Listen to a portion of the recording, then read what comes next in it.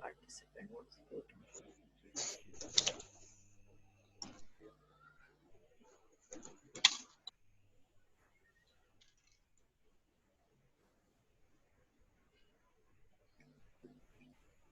सबको म्यूट कर देती हूँ मैं. Okay.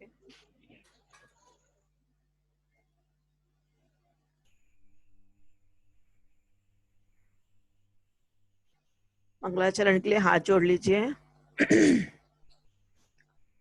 नमः श्री वर्धमानाय निर्धूत कलिलात्मने सालोकानां त्रिलोकानां यद्विद्या दर्पणायते यद्विद्या दर्पणायते देश्यामि समीचीनं धर्मं कर्म निबर्हणं संसार दुःखतः सत्वान् योधरत्युत्तमे सुखे.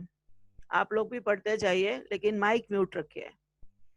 सदृष्टि ज्ञान वृत्तानि धर्मं धर्मेश्वरा विदु यदि प्रत्यनीकानि भवन्ति भवपद्धति. श्रद्धानं परमार्थानां माप्तागम तपोभृतां त्रिमूढपौढमष्टाङ्गं सम्यक् दर्शनमस्मयम्. आप्तेनोच्छिन्न दोषेण सर्वज्ञेनागमेशिना भवितव्यं नियोगेन नान्यथा याप्तता भवेत्. क्षुत्पिपासा जरातङ्क जन्मान्तकभयस्मया न रागद्वेष मोहाश्च यस्याप्तः स प्रकीर्त्यते. परमेष्टि परम ज्योतिर्विरागो विमलकृति सर्वज्ञो नादि मध्यांत सार्वः शास्त्रोपलाल्यते. अनात्मार्थं विना रागै शास्ता शास्त्री शतोहितं ध्वनं शिल्पी करस्पर्शान् मूर्छः किमपेक्षते. आप्तोपज्ञमनुलङ्घ्य मद्रष्टेष्ट विरोधकं तत्वोपदेशकृत सर्वं शास्त्रं कापतघट्टनं. विषयाशावशातीतो निरारंभो परिग्रह ज्ञानाध्यान्तपोरक्तः तपस्वी च प्रशस्यते. इदमेव द्रष्मेव तत्त्वं नान्यचान्यथा इत्यकम्पाय साम्भोवत् सन्मार्गे संशया रुचि. कर्म परवशे शान्ते दुःखेरन्तरितोदये पाप बीजे सुखे नाश्ता श्रद्धाणा कांचना स्मृता. स्वभाव तो सुचौकाये रत्नत्रय पवित्रते निर्जगुप्सा गुण प्रीतिर्मता निर्वे चिकित्सता.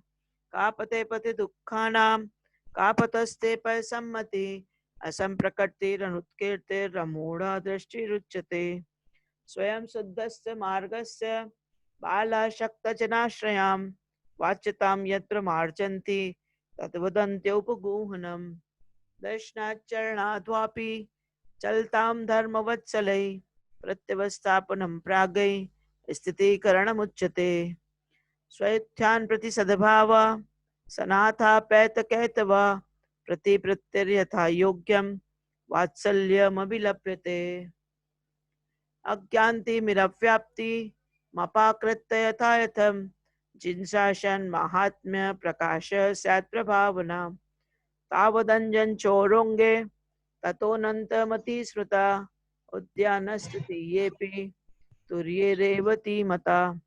ततो जिनेन्द्र भक्तोऽन्यो पारिष्येण सतः परा विष्णुश्च वज्रनामश्च शेष्योर्लक्षतां गतौ. नाकहीनं मलं चेत्तुं योग्य न नाकहीनं मनं चेत्तुं दर्शनं जन्म संतितं नहि मंत्रोच्चरन्यूनो निहन्ति विषवेदनाम्.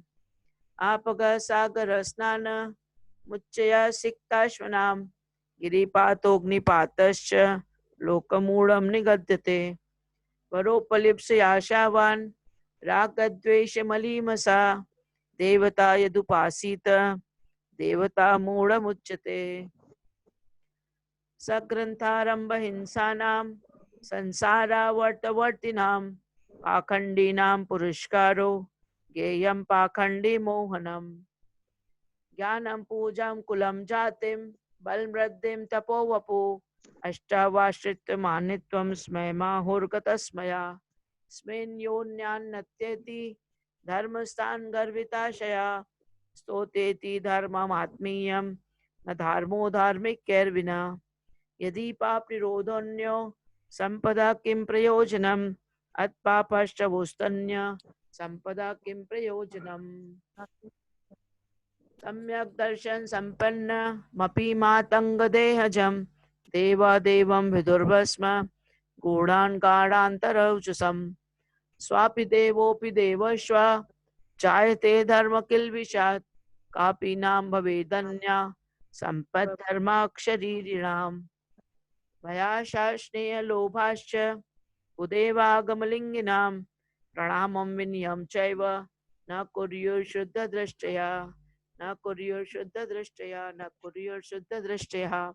हमने 30 तक के सारे श्लोक कर लिए थे, इनका अर्थ सहित हमने देख लिया था। सम्यक दर्शन के बारे में पूरी चर्चा अभी तक के 30 अध्याय में चल रही है कि सम्यक दर्शन ही सबसे श्रेष्ठ है। सम्यक दर्शन में निशंकित निकांक्षित आदि 8 अंगों की वर्णन बताया आचार्य समंतपद स्वामी ने। उसके बाद 3 मूर्ताओं का बताया, लोक मूर्ता, गुरु मूर्ता, देव मूर्ता। उसके बाद 8 मद की चर्चा की हम आचार्य ने इसमें। फिर सम्यक दर्शन, सम्यक दृष्टि को कुदेव आदि को विनय आदि नहीं करना चाहिए, उसका निषेध बताया कि भय से, आशा से, स्नेह से और लोभ के कारण कुदेव आगम आदि को नहीं मानना चाहिए, कुदेव कुशाश को गुरु को नहीं मानना चाहिए और उनके मानने वालों को भी उनको प्रणाम आदि नहीं करना चाहिए। ये शुद्ध सम्यक दृष्टि ऐसा नहीं करता है। ठीक है, अब हम मोक्ष मार्ग में सम्यक दर्शन की मुख्यता क्या है, 31वां श्लोक लेंगे आज। दर्शनम ज्ञान चारित्रात् साधीमान्मुपाश्नुते दर्शनम कर्णधारांतन मोक्ष मार्गे प्रचक्षते। फिर से देखिए, दर्शनम ज्ञान चारित्रात् साधीमान्मुपाश्नुते दर्शनम कर्णधारांतन मोक्ष मार्गे प्रचक्षते। दर्शनम ज्ञान चारित्रात् साधी मान मुपाश्नुते दर्शनम कर्णधारांतन मोक्ष मार्गे प्रचक्षते। अर्थात इसका अर्थ आचार्य समंतपद स्वामी ने ऐसा बताया है कि सम्यक दर्शन के बिना, सम्यक दर्शन, दर्शनम लिखा है ना, तो सम्यक दर्शन के बिना ज्ञान और चारित्र के, ज्ञान और चारित्र के ना तो साधिमान मुपाश्नुते, मतलब वो उच्चता को प्राप्त नहीं होता। कौन? ज्ञान और चारित्र। किसके बिना? सम्यक दर्शन के बिना। अगर सम्यक दर्शन नहीं है तो ज्ञान और चारित्र की कोई महिमा नहीं है, वो श्रेष्ठ नहीं है, वो श्रेष्ठता को प्राप्त नहीं होता। कौन? ज्ञान और चारित्र। किसके बिना? सम्यक दर्शन के बिना। ऐसा आचार्य कह रहे हैं। क्यों? क्योंकि सम्यक दर्शन कर्णधार है। कर्णधार मतलब खेवटिया। कैसा है कर्णधार? यानी खेवटिया के समान है। मोक्ष मार्ग प्रचक्षते, ऐसा मोक्ष मार्ग में बताया है ना। इसमें अर्थ देखिए, ज्ञान और चारित्र की अपेक्षा इस सम्यक दर्शन को विशेष रीति से प्राप्त करना चाहिए। ठीक है, क्योंकि संसार समुद्र से पार करने कर मोक्ष मार्ग में पहुंचाने के लिए यह कर्णधार यानी खेवटिया के समान है। अतः प्रमाद छोड़कर पूर्ण प्रयत्न करके इस सम्यक दर्शन को ग्रहण करना चाहिए। बिना सम्यक दर्शन के ज्ञान और चारित्र की भी कोई महिमा नहीं है। सम्यक दर्शन के बाद ही ज्ञान सम्यक ज्ञान कहलाएगा और चारित्र सम्यक चारित्र कहलाएगा। आचार्य जी ने ये बताया है कि अगर 11 अंग 10 पूर्व के भी पार्टी हो जाए, है ना, 11 अंग 10 पूर्व के भी पार्टी हो जाए और अगर सम्यक दर्शन नहीं है तो ज्ञान तो उनको है लेकिन वो ज्ञान सम्यक ज्ञान नहीं है। जब तक, और अगर अल्प ज्ञान भी है, थोड़ा सा भी ज्ञान है और वो सम्यक दर्शन के साथ है तो वो सम्यक ज्ञान है, ऐसा आचार्य जी ने कहा है। ठीक है, तो ये सम्यक दर्शन के साथ ही ज्ञान की महिमा है। तो सम्यक ज्ञान, दर्शन के साथ ही ज्ञान सम्यक ज्ञान कहलाएगा और दर्शन के साथ ही चारित्र भी सम्यक चारित्र कहलाएगा। उन्होंने कहा है आचार्य जी ने, इसका जो वृत्तांत है जो लिखा हुआ है कि अगर मिथ्या दृष्टि है तो वो अगर सम्यक दर्शन नहीं है, मिथ्या दर्शन और मिथ्या ज्ञान और मिथ्या चारित्र के साथ में मुनि महाराज भी बन जाते हैं, तो 9वें ग्रेवियक तक चले जाएंगे, 9वें ग्रेवियक तक के भी चले जाएंगे, लेकिन मोक्ष मार्ग नहीं मिल पाता है, मोक्ष मार्गी नहीं बन पाते हैं, क्योंकि सम्यक दर्शन नहीं है। अगर सम्यक दर्शन के साथ है तो मोक्ष मार्ग में जाएंगे, बिकॉज ये फाउंडेशन है। जैसे नींव होता है ना, हम मकान बनाते हैं तो सबसे पहले नींव हम नीचे डालते हैं, मजबूत होती है नींव में, काफी सारी चीजें डालते हैं, नींव मजबूत होती है। अगर नींव मजबूत है तो आपका महल भी मजबूत है। 20-20 खंड की बिल्डिंग, अभी हम यहाँ नोएडा में तो 20 मंजिल की बिल्डिंग, 19वें फ्लोर पे हम बैठे हैं, तो नींव मजबूत है तो ऊपर 20-20 40-40 फ्लोर की भी बिल्डिंग बन जाती है। ठीक है ना, तो यही इसका करना है। तो सम्यक दर्शन को कर्णधार कहा है आचार्य जी ने, केवटिया के समान, वो इस भाव से दूसरे भाव में पार करा सकता है हमें। ठीक है, नेक्स्ट देखिए 32 नंबर का श्लोक। विद्यावृत्तस्य संभूति स्थिति वृद्धि फलोदया न संत सति सम्यक्त्वे बीजा भावे तरोरिव। फिर से देखिए, विद्यावृत्तस्य संभूति स्थिति वृद्धि फलोदया न संत सति सम्यक्त्वे बीजा भावे तरोरिव। अर्थात विद्यावृत्तस्य संभूति स्थिति वृद्धि फलोदया न संत सति सम्यक्त्वे बीजा भावे तरोरिव। अर्थात विद्या मीन्स सम्यक ज्ञान, विद्या मीन्स सम्यक ज्ञान, और वृत्तस मतलब सम्यक चारित्र। तो बिना विद्या यानी सम्यक ज्ञान और सम्यक चारित्र की संभूति स्थिति वृद्धि और फल नहीं हो पाएगा। न संत सती, संत मतलब असती और संति, ये दो इसमें डिवाइड कर दिया। सम्यक्त्वे मतलब सम्यक्त के बिना, विद्या की मतलब सम्यक ज्ञान की, और वृत्ति मतलब सम्यक चारित्र की स्थिति भी नहीं होगी, वृद्धि भी नहीं होगी और फल भी नहीं होगा। उत्पत्ति स्थिति, संभूति मतलब उत्पत्ति स्थिति और वृद्धि और फल, ये कुछ भी नहीं होगा किसके बिना, ना सम्यक्त्वे, सम्यक्त के बिना सम्यक ज्ञान भी नहीं हो पाएगा और सम्यक चारित्र भी नहीं हो पाएगा, और ना वो ठहर पाएगा, ना उसकी स्थिति होगी, ना उसकी वृद्धि होगी, ना उसके फल लगेंगे। कैसे, उसका उदाहरण दिया, बीजा भावे तरोरिव। बीजा भावे तरोरिव अर्थात बीज के अभाव में, जैसे वृक्ष की उत्पत्ति नहीं हो सकती, बीज के अभाव में जैसे वृक्ष की उत्पत्ति नहीं हो पाएगी, उसकी स्थिति नहीं रहेगी, उसके फल नहीं आएंगे, ठीक उसी तरीके से वृक्ष की उत्पत्ति के बिना, जैसे बीज के बिना वृक्ष नहीं हो पाता, उसी प्रकार सम्यक दर्शन के बिना सम्यक ज्ञान और सम्यक चारित्र की उत्पत्ति वृद्धि और स्थिति फल कभी नहीं आ सकते। ये आचार्य ने, समंतबद्ध आचार्य ने इसमें बताया कि सम्यक ज्ञान और सम्यक चारित्र की उत्पत्ति स्थिति वृद्धि और फल तभी हो सकता है जब सम्यक दर्शन है। जैसे कि बीज के बिना वृक्ष की उत्पत्ति स्थिति वृद्धि और फल नहीं हो सकते, वैसे ही सम्यक के बिना नहीं हो सकते, सम्यक दर्शन के बिना वैसे ही सम्यक ज्ञान और सम्यक चारित्र की उत्पत्ति नहीं हो पाती। ठीक है, आगे चलेंगे। मैडम एक बार और बता दीजिए। ओके, इसका एक बार और बता दीजिए। ठीक है ठीक है ठीक है रानी भाभी, बता रही हूँ। जैसे बीज के अभाव में, बीज मतलब आप सीड्स डालेंगे जब तो वृक्ष उगेगा ना। हम वृक्ष, हमें कोई चीज रोपण करना है, वृक्षारोपण करना है, तो हमें बीज को, पौधे उसके बीज डालने पड़ेंगे, कि खाद डालना पड़ेगा, पानी डालना पड़ेगा, पौधे बनाने के लिए हमें नीचे बीज डालने पड़ेंगे, है ना, जमीन में या गमले में। तो आप जब तक बीज का रोपण नहीं करेंगे तब तक उस वृक्ष नहीं बनेगा उस बीज का, और उसमें फल नहीं आएंगे, उसकी वृद्धि नहीं होगी। ठीक इसी प्रकार सम्यक दर्शन जो है वो बीज है, वो मूल है। अगर वो मूल नहीं रहेगा तो सम्यक ज्ञान और सम्यक चारित्र रूपी वृक्ष नहीं खड़े होंगे। सम्यक ज्ञान और सम्यक चारित्र नहीं होंगे तो आपका सम्यक मोक्ष मार्ग ही नहीं बनेगा। ठीक है ना, तो इसीलिए अगर आपको सम्यक ज्ञान और सम्यक चारित्र को आगे बढ़ाना है, उसकी उत्पत्ति करना है, उसकी वृद्धि करना है, उसकी फल लाना है उसपे, मोक्ष मार्ग के फल में, तो फिर हमें सम्यक ज्ञान सम्यक दर्शन होना आवश्यक है। सम्यक दर्शन नहीं है तो सम्यक ज्ञान और सम्यक चारित्र की उत्पत्ति, स्थिति, वृद्धि और फल नहीं हो पाएंगे। ठीक है, वो तभी हो गए तब सम्यक दर्शन होगा। सम्यक दर्शन के बारे में आपको पहले ही मैंने बता दिया था कि सच्चा श्रद्धान होना चाहिए। किसके ऊपर? सच्चे देवशास गुरु के ऊपर सच्चा श्रद्धान होना चाहिए। किसके ऊपर? 7 तत्वों के ऊपर, 9 पदार्थों के ऊपर, है ना। जब तक हमारे अंदर श्रद्धा नहीं है तब तक सम्यक दर्शन नहीं है। और अभी तो ये पंचम काल है। पंचम काल में तो जितने लोग जन्मते हैं सारे मिथ्या दृष्टि ही जन्मते हैं।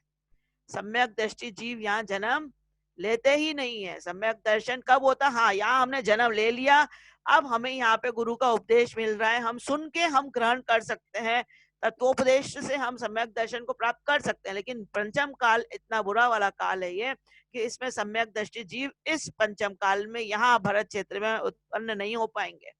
और अगर हुए हम लोग उत्पन्न हुए हैं तो हम इसमें सम्यक दर्शन की प्राप्ति कर सकते हैं, लेकिन हम सम्यक दर्शन के साथ यहाँ नहीं आए हैं। ठीक है, तो हाँ, अब नेक्स्ट वाला और एक लेंगे। गृहस्थो मोक्ष मार्गस्थो निर्मोहो नैव मोहवान अंगारो ग्रही श्रेयान निर्मोहो मोहिनो मुने। फिर से देखिए, गृहस्थो मोक्ष मार्गस्थो निर्मोहो नैव मोहवान अंगारो ग्रही श्रेयान निर्मोहो मोहिनो मुने। गृहस्थो मोक्ष मार्गस्थो निर्मोहो नैव मोहवान अनगारो ग्रही श्रेयान निर्मोहो मोहिनो मुने। अर्थात इसमें आचार्य जी ने बताया है, दो की तुलना की है। किसकी तुलना की है? एक गृहस्थ जो निर्मोही है और एक मुनि जो मोही है। अब मोह पहले, सबसे पहले आप जान लीजिए मोह किसे कहते हैं। आपको मैंने बताया था मोह किसे कब आता है। मोह मोहिनी कर्म के उदय से, है ना। मोहिनी कर्म के भेद आपको मैंने पहले बताए थे। कौन से 2 भेद है पहले मोहिनी कर्म के? दर्शन मोहिनी और चारित्र मोहिनी। ठीक है, ध्यान से सुनिए। दर्शन मोहिनी के 3 भेद है। फिर से 3 भेद कौन से दर्शन मोहिनी के? मिथ्यात, सम्यक मिथ्यात और सम्यक प्रकृति। मिथ्यात, सम्यक मिथ्यात और सम्यक प्रकृति। और चारित्र मोहिनी के कौन से भेद हैं? 4 कषाय जो हमारी क्रोध मान माया लोभ, उसके भी 4 भेद। कौन से?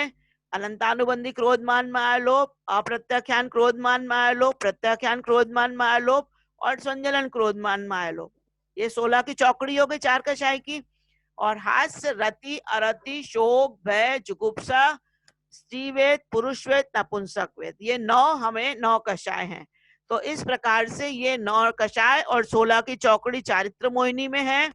और जो दर्शन मोहिनी में मिथ्यात, सम्यक मिथ्यात और सम्यक प्रकृति। इस प्रकार ये 25, इधर 16 + 9 और यहाँ पे 3, ऐसे टोटल 28 का कषाय वाला परिवार है, मोहिनी का परिवार है। ये जो मोहिनी कर्म का उदय, वैसे तो जो एक्चुअल मोहिनी कर्म से रहित जब होते हैं 10वें गुणस्थान में मुनि महाराज। ठीक है, एक्चुअली जब मोहिनी कर्म नष्ट कहाँ होता है? 10वें गुणस्थान के बाद। 10वें गुणस्थान में मोहिनी कर्म नष्ट होता है, लेकिन यहाँ उसकी चर्चा नहीं है। यहाँ उन्होंने बताया है कि गृहस्थो मोक्ष मार्गस्थो। तो गृहस्थ कौन से गुणस्थान में होगा? 5वां गुणस्थान में। गृहस्थ कौन सा गुणस्थान में होगा? 5वां गुणस्थान में। अगर गृहस्थ मोक्ष मार्ग में चल रहा है, इसका मतलब उन्होंने प्रतिमा धारण कर लिया। प्रतिमा धारण कर लिए मतलब दूसरा गुणस्थान, दूसरी प्रतिमा से लेकर 11वीं प्रतिमा तक के उसे गृहस्थ कहते हैं। दूसरी प्रतिमा से लेकर 11वीं प्रतिमा तक के, और उनका गुणस्थान बनता है 5वां। कौन सा गुणस्थान बनता है? 5वां। दूसरी प्रतिमा से लेके 11वीं प्रतिमा तक के, जब वो प्रतिमा का पालन करते हैं, पूरे जीवन में सारे नियम पालन करते हैं, सामायिक वगैरह, पुरुषोद्योग वगैरह सारे। अभी आएंगे आपका लास्ट वाला, इसमें जो 5वां अध्याय है उसमें प्रतिमा का पूरा वर्णन है। तो जब वो पूरा फॉलो करते हैं, उसे 11 प्रतिमा तक के इलग शुल्लक भी बन जाते हैं, है ना। तो अगर वो निर्मोही है, निर्मोही मतलब उनके अंदर अटूट श्रद्धा भरी हुई है, सम्यक दर्शन, सम्यक ज्ञान, सम्यक चारित्र सहित है, वो निर्मोही है, सम्यक दर्शन है, तो वो मोक्ष मार्ग में स्थित है। किसकी अपेक्षा? किसकी अपेक्षा? मोही मुनि की अपेक्षा। अनगारो ग्रही श्रेयान। अनगार मतलब मुनि महाराज। वो कौन? गृहस्थो, जो गृहस्थ है। मोक्ष मार्ग में स्थित है, वो गृहस्थ जो मोक्ष मार्ग में स्थित है, मोक्ष मार्गस्थो मतलब स्थित है मोक्ष मार्ग में, यानी वो सम्यक दर्शन में होकर मोक्ष मार्ग में स्थित है, मतलब पंचम गुण स्थान उसने धारण कर लिया है, व्रत नियम पालन कर रहे हैं, अणुव्रती हो गया है, निर्मोही है। वो कौन है? वो निर्मोही है। नैव मोहवान अनगारो ग्रही श्रेयान, वो अनगारी जो मुनि महाराज है अगर वो मोही है तो उनसे वो श्रेष्ठ है। कौन श्रेष्ठ है? गृहस्थी श्रेष्ठ है, गृहस्थ श्रेष्ठ है। ये लिखा है, इसमें अर्थ देखिए, मैं नहीं कह रही हूं, ये आचार्य समंतव्रत स्वामी ने इस श्लोक में ऐसा वर्णन किया है।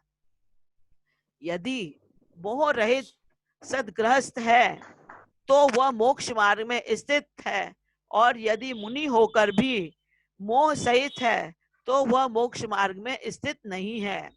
अर्थात इसीलिए मिथ्या दृष्टि मुनि की अपेक्षा वह श्रावक ही श्रेष्ठ कर है जो कि मिथ्या से रहित और सम्यक दृष्टि है। अब आप देख लीजिए, अगर मुनि महाराज भी हैं और मिथ्या दृष्टि हैं, उनमें सम्यक दर्शन का शून्य है, सम्यक दर्शन नहीं है, श्रद्धा नहीं है, तो वो एक ग्रस्त से भी नीचे है, ग्रस्त उनसे ज्यादा श्रेष्ठ है। वैसे तो मुनि पद सबसे ज्यादा श्रेष्ठ है, उच्च पद तो मुनि ही है, पूजनीय तो मुनि ही है, लेकिन अगर उनके अंदर सम्यक दर्शन नहीं है तो वो पूजनीय नहीं है, ऐसा आचार्य श्री समंतव्रत स्वामी इस श्लोक में, इस कारिका में कह रहे हैं। ठीक है, माता जी ने भी लिखा है, ये देखिए माता जी ने लिखा, यदि मोह रहित है सदग्रस्त वह मोक्ष मार्ग में सुस्थित है। मोक्ष जो ग्रस्त है अगर वो मोही नहीं है, मोह से रहित है, तो वह ग्रस्त भी मोक्ष मार्ग में सुस्थित है। यदि मुनि होकर भी मोह सहित नहीं, वह शिव पद में स्थित है, नहीं है अगर तो वो शिव पद में नहीं है। इस कारण मिथ्यात्वी मुनि से वह श्रावक ही श्रेयस्कर है, मिथ्यात्वी मुनि से श्रावक श्रेयस्कर है। जो मिथ्या दर्शन से विरहित है वह सम्यक्त्वी निज हितकर है, वह मिथ्या दर्शन से रहित है तो वह श्रावक भी श्रेष्ठ है। समझ में आई आपको बात? तो ये हम नहीं कह रहे, ये आचार्य जी ने लिखा है, इसलिए मैंने आपको ऐसा बताया है, जैसा लिखा है माता जी ने और हमारे आचार्य जी ने। इसमें पूरी सम्यक दर्शन की महिमा है 40 श्लोकों तक के। अब सम्यक दर्शन की उत्कृष्टता का अन्य कारण क्या है, तो सम्यक दर्शन के बारे में और 34 नंबर का श्लोक देखिए, उसकी महिमा बताएं आचार्य श्री ने। न सम्यक्त स्वमं किंचित त्रैकाले त्रिजगत्यपि श्रेयो श्रेयश्च मिथ्यात्व समं नान्यतनुभृताम्। न सम्यक्त्व समं किंचित त्रैकाले त्रिजगत्यपि श्रेयो श्रेयश्च मिथ्यात्व समं नान्यतनुभृताम्। ठीक है, न सम्यक्त्व समं किंचित त्रैकाले त्रिजगत यपि श्रेयो श्रेयश्च मिथ्यात्व समं नान्यत तनुभृताम्। अर्थात इस सम्यक दर्शन से कुछ भी अच्छा नहीं है, और कहा? तीनों लोकों में और तीनों कालों में। त्रैकाले मतलब तीनों कालों में, त्रिजगत्यपि मतलब तीनों लोकों में। तीन जगत कौन से? ऊर्ध्वलोक, अधोलोक और मध्यलोक, तीनों लोकों में, तीनों कालों में। न सम्यक तो समम किंचित, सम्यक दर्शन से श्रेष्ठ कुछ भी नहीं है। श्रेयो श्रेयश्च, ये श्रेयो श्रेयश्च है कौन? सम्यक दर्शन सबसे ज्यादा श्रेष्ठ है। और अश्रेयश्च क्या है? मिथ्यात्व। मिथ्यात्व समम नान्यत तनुभृताम, ये सब प्राणियों के लिए हानिकारक अश्रेयस क्या है? मिथ्यात्व है।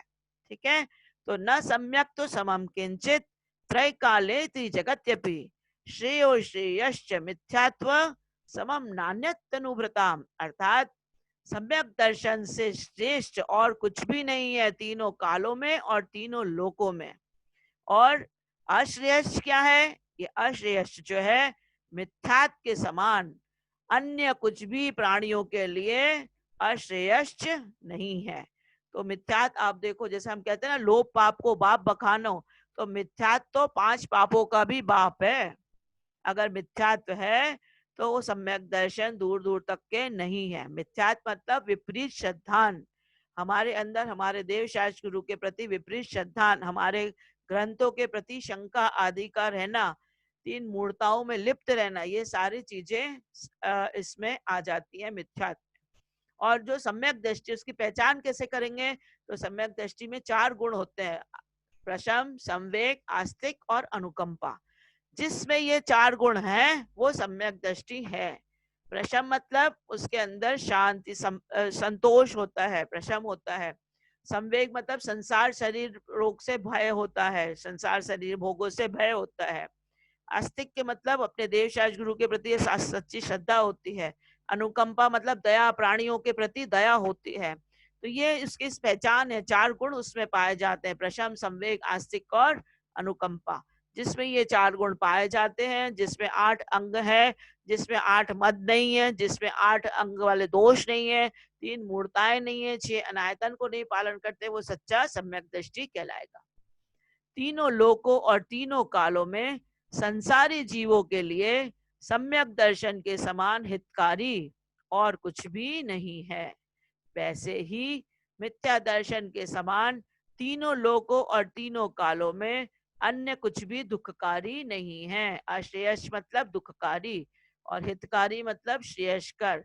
तो तीनों लोकों में सम्यक दर्शन से ज्यादा श्रेष्ठ कुछ भी नहीं है और मिथ्या दर्शन के समान अश्रेष्ठ कुछ भी नहीं है। अश्रेयस मतलब अहितकारी, दुखकारी कुछ भी नहीं है। मिथ्यात्व है तो 84 लाख योनों में हमें भटकना ही भटकना है, हमारा संसार समुद्र अभी खत्म नहीं हुआ। ठीक है, अब नेक्स्ट आ रहा है सम्यक दर्शन की उत्कृष्टता का कारणांतर, महिमा और सम्यक दृष्टि की अनुपत्ति के स्थान। अगर जिसे सम्यक दर्शन हो गया तो वहां कहाँ कहाँ उत्पत्ति उसकी नहीं होगी, वो कहाँ कहाँ पैदा नहीं हो सकता। एक बार सम्यक दर्शन हो जाने के बाद इन गतियों में, इन जगह पे वो पैदा नहीं हो सकता, सम्यक दृष्टि की उत्पत्ति यहाँ नहीं होगी। तो अब कहाँ नहीं होगी देखिए। सम्यक दर्शन शुद्ध नारक्त्रियं नपुंसकस्त्रे त्वानि दुष्कुल विकटाल्पायुर दरिद्रतां च व्रजन्ति नाप्यव्रतिका। फिर से देखिए, सम्यक दर्शन शुद्ध नारक्त्रियं नपुंसकस्त्रे त्वानि दुष्कुल विकटाल्पायुर दरिद्रतां च व्रजन्ति नाप्यव्रतिका। अब सम्यक दर्शन शुद्धा, जो सम्यक दर्शन से शुद्ध है, जिसके अंदर सम्यक दर्शन भरा हुआ है, जिसके अंदर श्रद्धान है, वो कभी भी कहाँ उत्पत्ति नहीं होगी, नारकी, नारक नहीं बनेगा, त्रियंग, त्र्यंच नहीं बनेगा, नपुंसक नहीं बनेगा, है ना, और स्त्री नहीं बनेगा, स्त्री पर्याय में नहीं आएगा। तो हम स्त्री पर्याय में है, इसका मतलब हम लोग सम्यक दृष्टि नहीं थे, वरना हम लोग पुरुष में आते अगर सम्यक दृष्टि होते तो वो स्त्री पर्याय में जन्म नहीं लेगा। दुष्कुल, ऐसे वैसे कुल में नहीं जाएगा, उत्पत्ति उसकी नहीं होगी, अच्छे कुल में उत्पन्न होगा, नीच कुल में नहीं उत्पन्न होगा। विकटाल यानी विकलांग नहीं होगा, अल्पायु लेके मरेगा नहीं कि पैदा हुआ और मर गया या छोटी उम्र में मर गया, वैसा अल्पायु नहीं होगा। दरिद्रताम, दरिद्र नहीं होगा, अच्छा पैसे वाला होगा, अच्छा होगा, सारी सुख सुविधा उसको होगी। न व्रजंती नाप्यव्रतिका, ये सारी चीजें, ये सम्यक दृष्टि कहीं भी ऐसी जगह पे उत्पन्न नहीं होगा। ठीक है, तो सम्यक दर्शन से शुद्ध हुआ मनुष्य यदि अव्रति भी है, अगर वो अव्रति भी है, अव्रति मतलब उसने व्रत को अभी ग्रहण नहीं किया, 5 अणुव्रतों को अभी धारण नहीं किया, तो भी वह नारकी, त्रियंच, नपुंसक, स्त्री, निचकुली, विकृत अंग वाला, अल्प आयु वाला और दारिद्री नहीं हो सकता। भवनवासी, व्यंतरवासी और ज्योतिषी भी नहीं होगा। न वजंती नाप्यव्रतिका, मतलब ये नीचे जो देव गति के भी 4 गति हमने पढ़े थे ना, देव में 4 प्रकार के देव पढ़े थे, व्यंतरवासी, भवनवासी, ज्योतिषी और वैमानिक। तो 3 जो है नीचे वाले देव जो है भवनवासी, व्यंतरवासी और ज्योतिष में, इसमें नहीं जाएगा, कहाँ जाएगा, वैमानिक देवों में जाएगा। और एक इंद्रिय और विकलत्रय में भी जन्म नहीं लेगा। तो ये पूरा सम्यक दर्शन से जो शुद्ध है वो इन सारी चीजों में जन्म नहीं ले पाता। तो हमें अगर अर्चना जी, हाँ जी बोलिए। ये विकलत्रय क्या हुआ? विकलत्रय विकलत्रय मतलब 2 इंद्री, 3 इंद्री, 4 इंद्री, असंगी पंचेंद्री, जिनकी पूरी इंद्रियां नहीं है ना, उन्हें विकलत्रय कहते हैं। मैंने आपको छडाला में अच्छा तत्वार सूत्र में अपन ने दूसरे अध्याय में पढ़ा था। एक जी इंद्री जी किसे कहते हैं? जिसमें एक इंद्रिय है, स्पर्शन इंद्रिय अकेले, है ना। स्थावर जीव उन्हें कहते हैं एक इंद्रिय, जो पृथ्वी कायिक, जल कायिक, अग्नि कायिक, वायु कायिक और वनस्पति कायिक, ये एक इंद्रिय।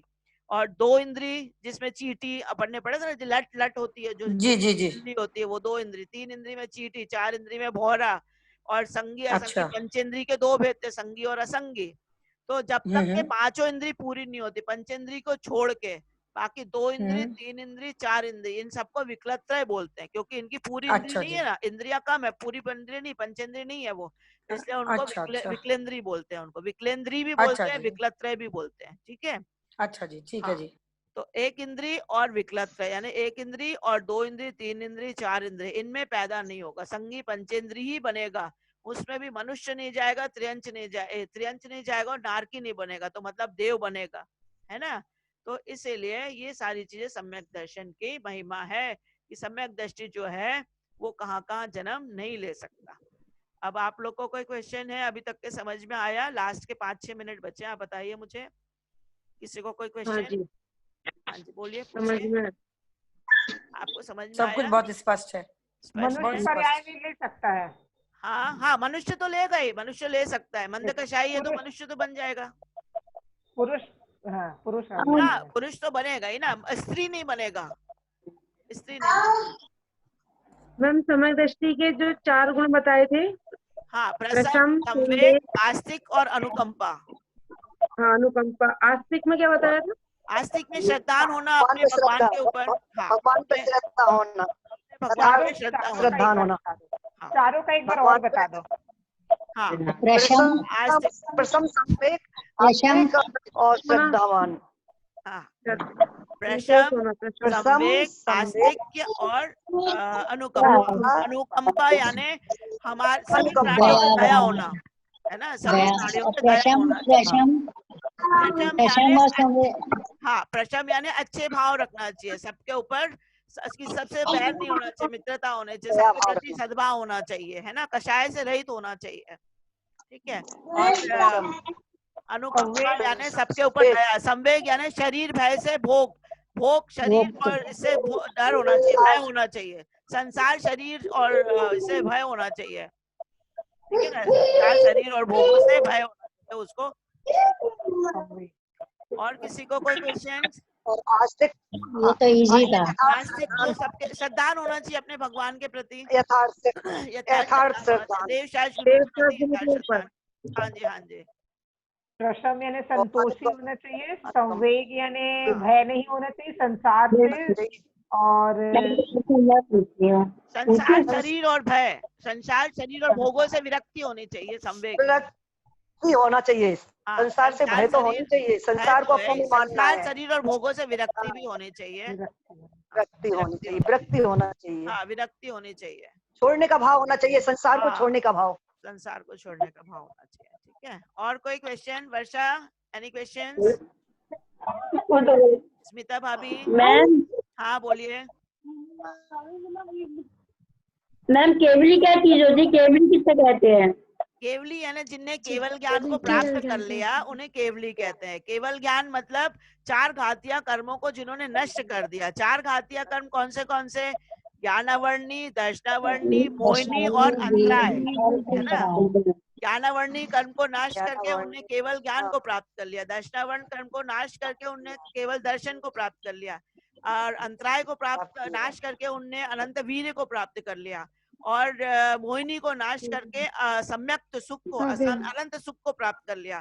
तो वो केवल ज्ञानी कहलाते हैं, उन्हें केवली कहते हैं। जिन्होंने अनंत चतुष्टय को प्राप्त कर लिया वो केवल ज्ञानी, केवली भगवान, ठीक है। तो जितने भी 24 तीर्थंकर भगवान है वो केवली है, और सब केवली तीर्थंकर नहीं है।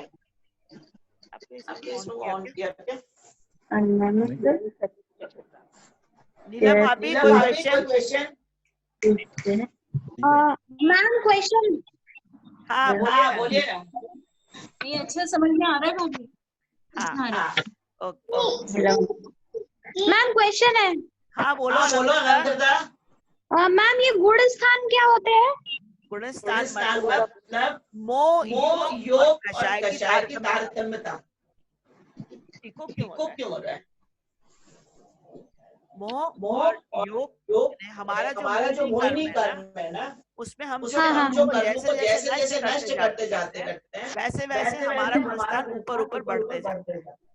मैंने गुणस्थान का पूरा चैप्टर समझाया था आप लोगों को, एक आध दिन फिर से ले लूंगी, मैं आप लोगों को समझा दूंगी गुणस्थान के बारे में, पूरे गुणस्थान लाएंगे, ठीक है। उसमें पहले गुणस्थान मिथ्यात्व का ही है, जो मिथ्यात्वी होते हैं मिथ्यात्व साधन। हाँ, सेकंड वाला ससाधन है।